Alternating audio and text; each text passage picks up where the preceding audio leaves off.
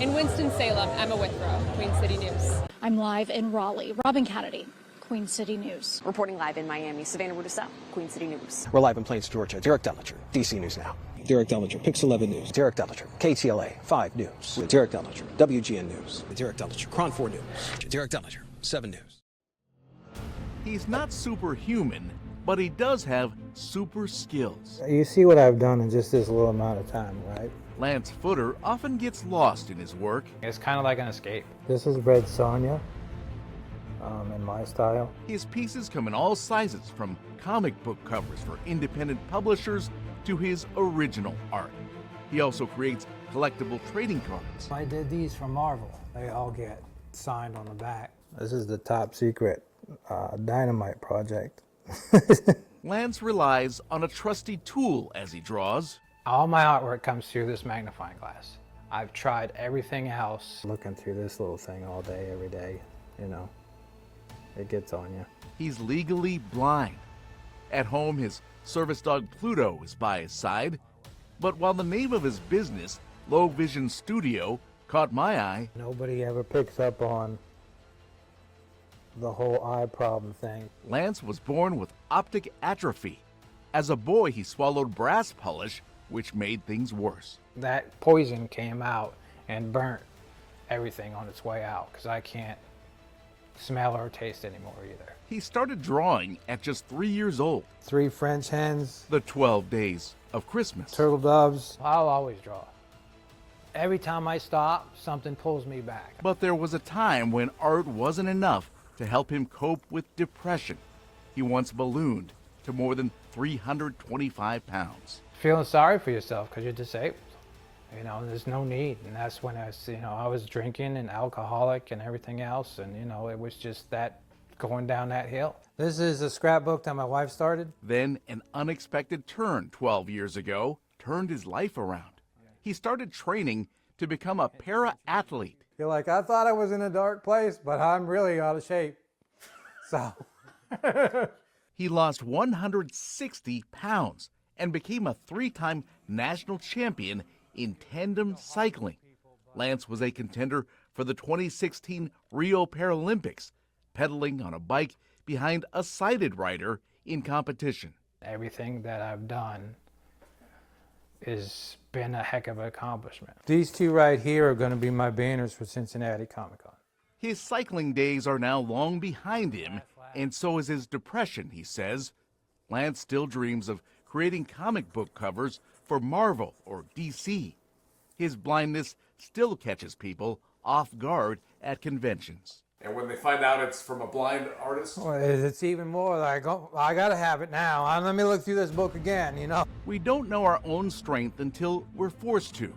The closest Lance has to a superpower is his super perseverance. It is not a disability, it's an inconvenience. I've said that since day one. And his Wonder Wiener dog is his ride or die. Thank you so much. Thank you for being my eyes. In Taylor's, John Lee. That's a good boy. Queen City News. That's a good boy.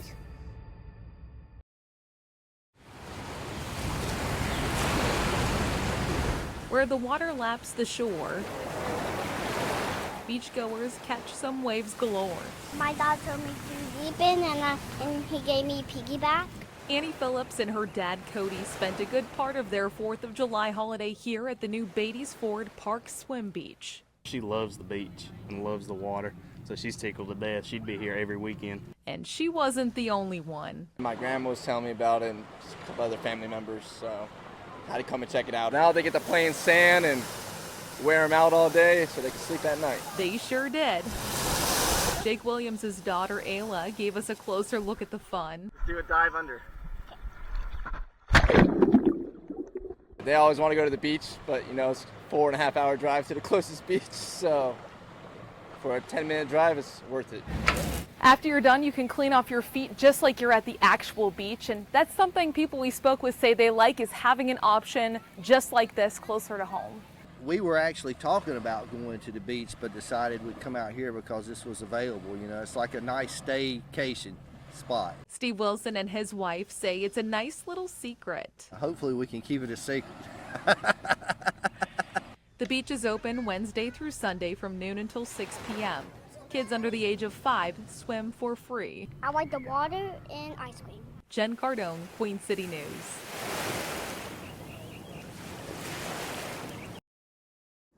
Are we ready? Yeah.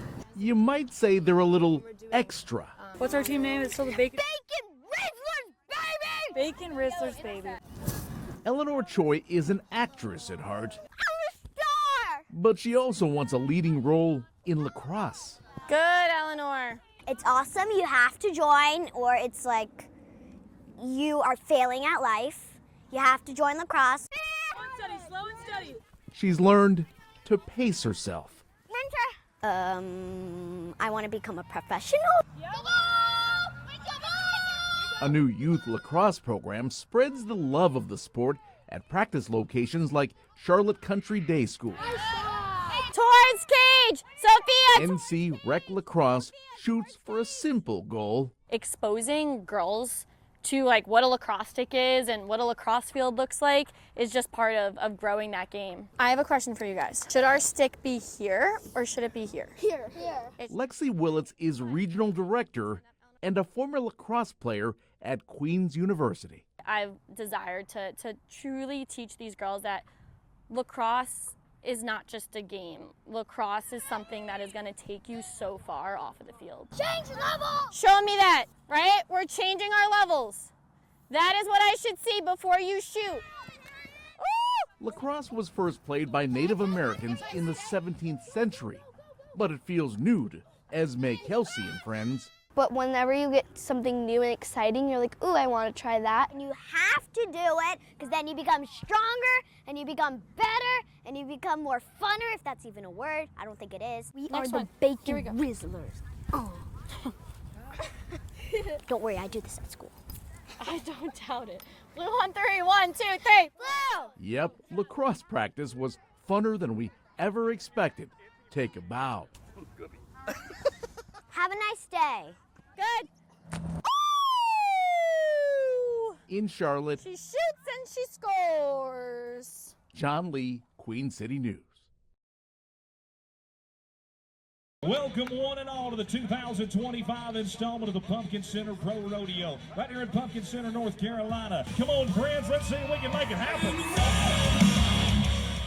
It's really cool because back when I was growing up, I lived right across the street from here about 20-something years ago. So now coming back and seeing the rodeo here is pretty awesome. Let's do it. Well, unfortunately, that calf said not today. The reason for the rodeo is we need to raise money for our Pumpkin Center Community Center. The land was donated by our great-grandfather, and the men in the community built the building for the people of our community. We have a strong rodeo history in North Carolina. Some of the biggest cowboys and cowgirls that are actually competing at a national level are from North Carolina. Keep Isley the rodeo clown. I am the clown, the barrel man, the entertainment part of the rodeo. Look, let's see what Blake has got. All right.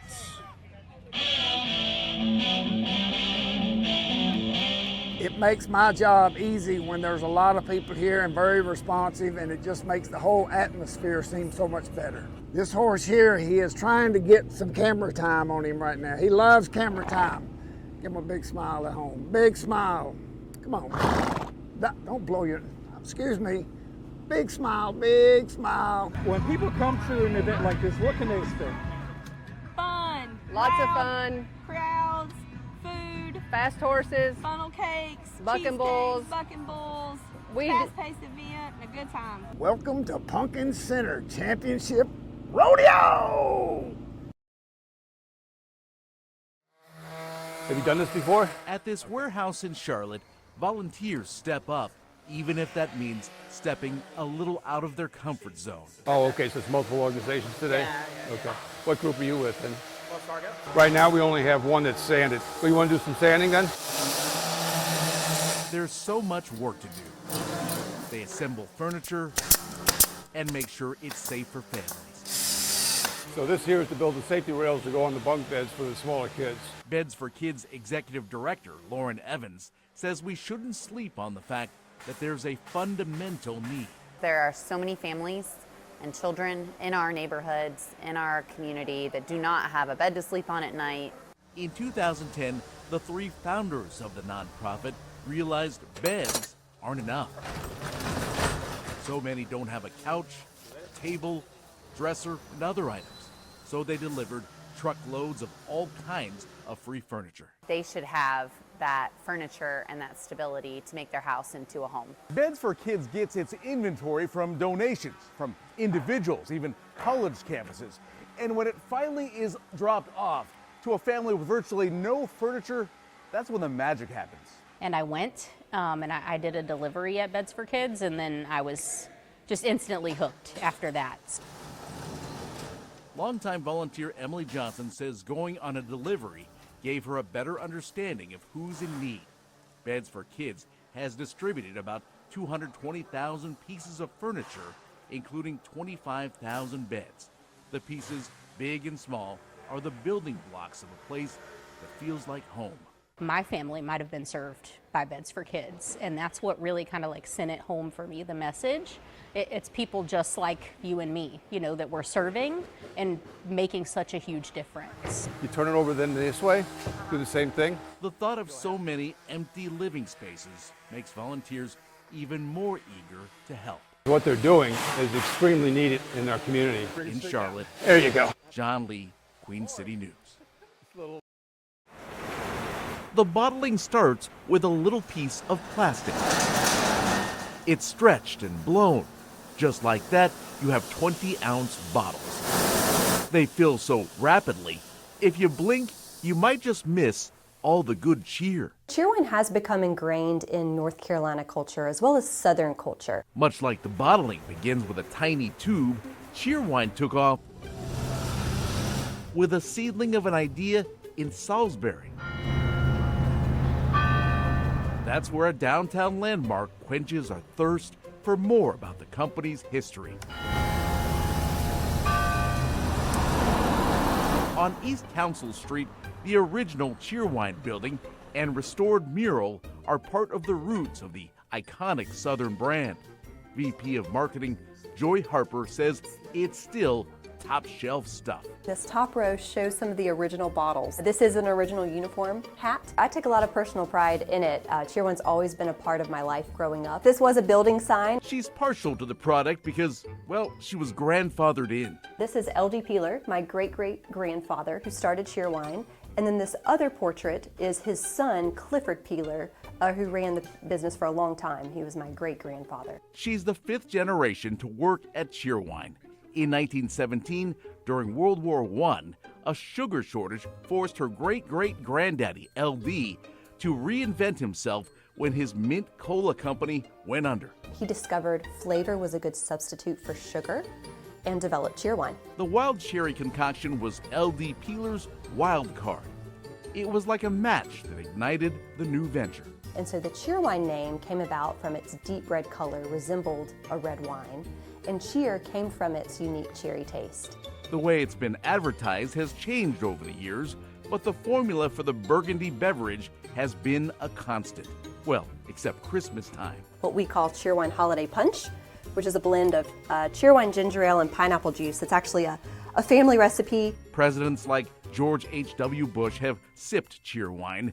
It's like a taste of South in your mouth. It has been a North Carolina brand for most of its life. It wasn't really until the 1980s that we stepped out into South Carolina and then surrounding states. In 2017, Salisbury marked the business's 100th anniversary with an event downtown.